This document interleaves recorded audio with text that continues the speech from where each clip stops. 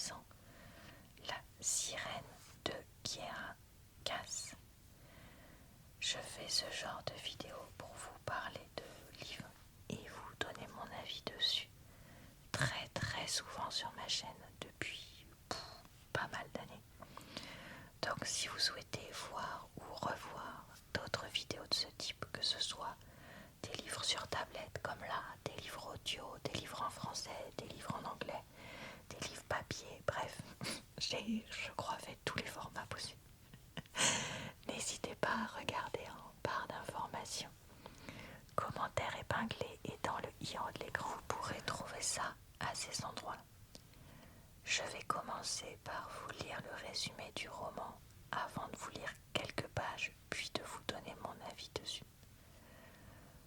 Donc pour le résumé, comme sur la tablette, je ne peux pas les avoir pour vous les lire, ou sur la liseuse comme là. Je vais vous faire ça en voix off. J'espère que... On est parti pour le résumé de La Sirène. Une fille au lourd secret, le garçon de ses rêves, un océan les sépare. Kaline est une sirène vouée à servir son maître l'océan en poussant les humains à la noyade.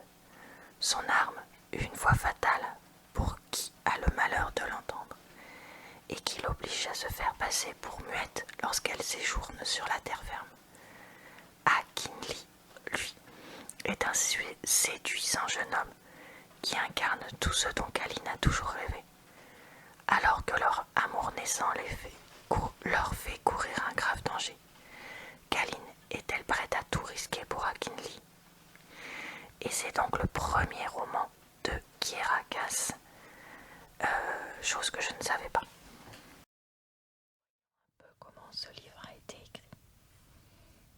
Lorsque la fin arrive, on se raccroche à des images, à des souvenirs qui peuvent a priori paraître surprenants.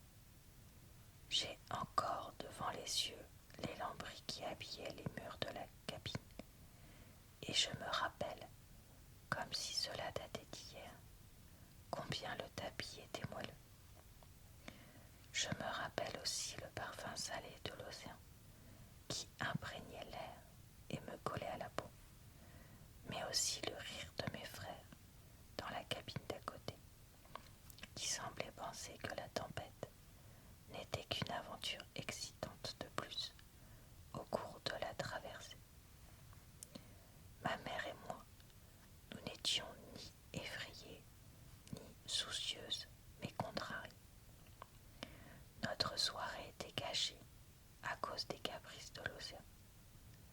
Le commandant avait annulé le bal prévu sur le pont supérieur, et je perdais l'occasion de parader dans ma nouvelle robe. Voilà à quoi se résumaient mes problèmes de l'époque. Des problèmes de gamine gâtée, dont j'ai presque honte à présent.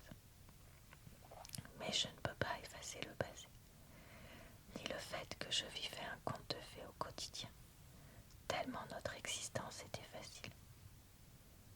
Si le paquebot n'arrête pas de tanguer comme il le fait, jamais je n'aurai le temps de me rendre présentable avant le souper. C'est plainte maman, assise à sa coiffeuse. J'étais allongée par terre, prise de nausées incontrôlables à cause du mal de mer. Avec sa mise en pli impeccable, maman avait l'air d'une vedette de cinéma.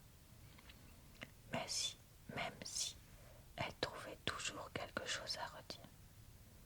Tu devrais te mettre debout, a-t-elle ajouté en m'observant du coin de l'œil. Imagine si le garçon chargé du service entrait. Pas la peine de me le dire deux fois. J'ai titubé jusqu'à la chaise longue, docile. Je n'ai jamais eu l'âme d'une rebelle.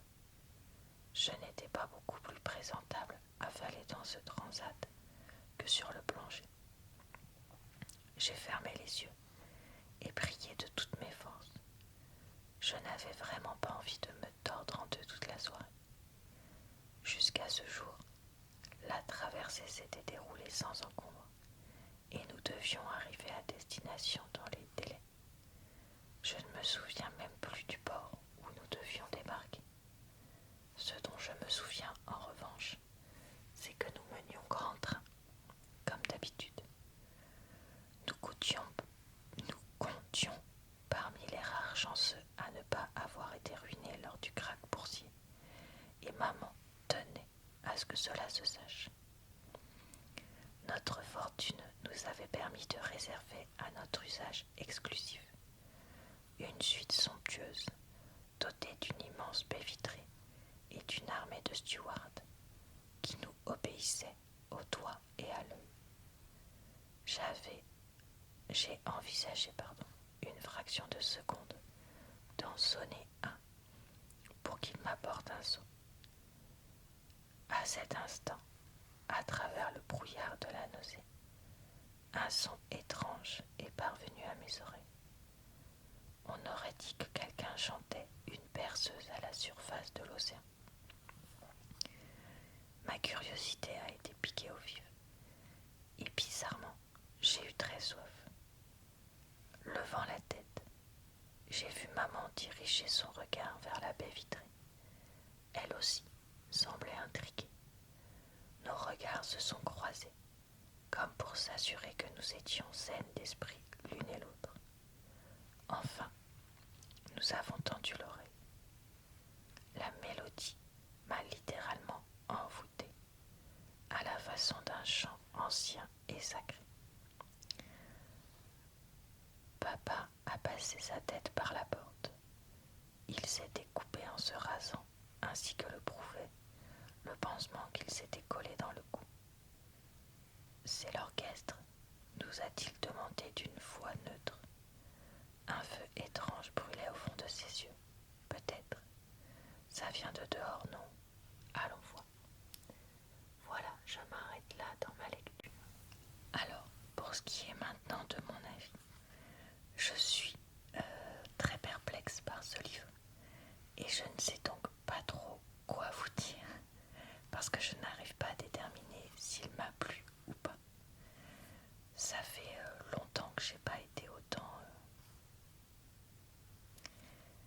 à la fois intriguée, en colère,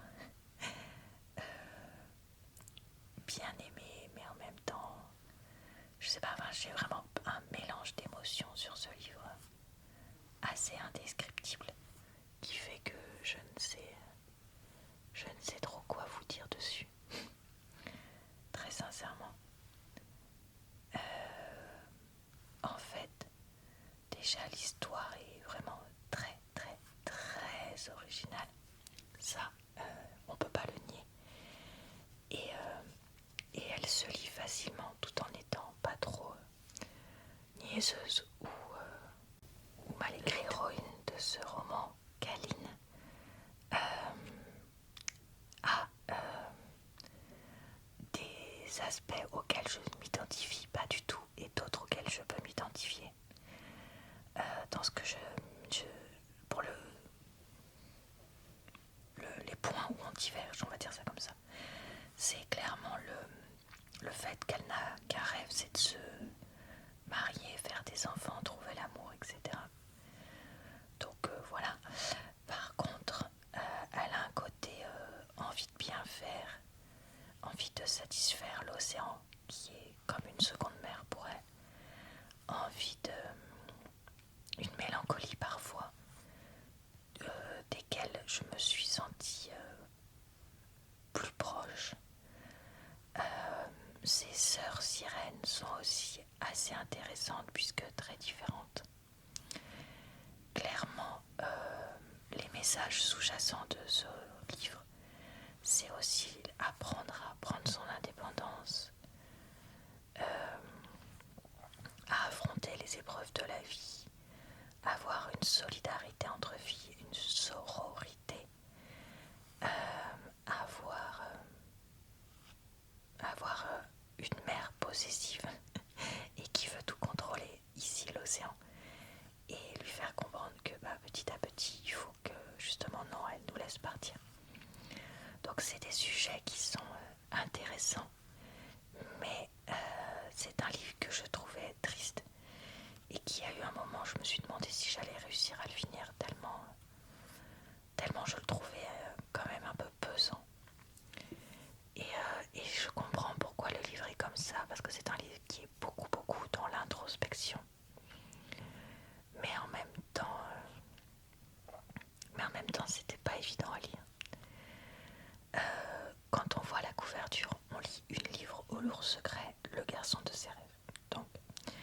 évidemment c'est une histoire d'amour.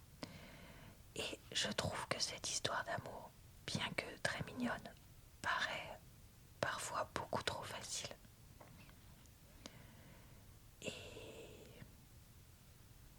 Et trop simple, enfin je sais pas comment dire,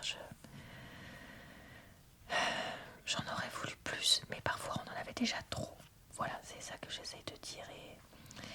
Et voilà, c'était